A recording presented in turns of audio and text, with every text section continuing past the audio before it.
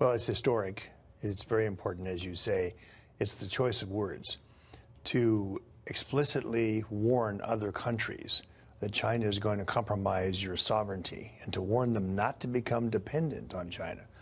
Or more elegantly, the way Mark Esper phrased it, the more you become dependent, the easier it's going to be for them to coerce you in the future.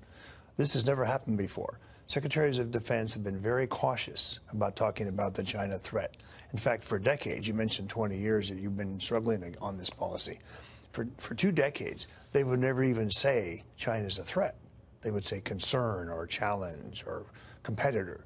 So this is really quite something. I'm very concerned. Artificial intelligence is the core to all future weapons systems.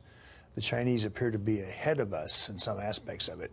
They may have stolen some of it, but they've also made massive investments by the billions in various aspects. With money that we gave them from this huge trade deficit that we have. Yes, and American citizens actually work on these projects inside China. You know, Angela Merkel visited China today.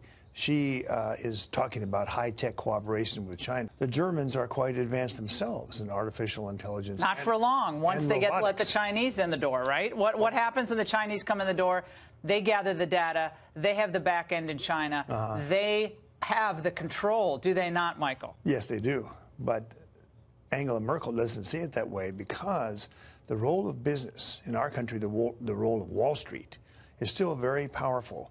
And they have not changed their minds that China is our friend and there's no threat. So the 20-year battle you're referring to that both you and I have been involved in, it's not over yet.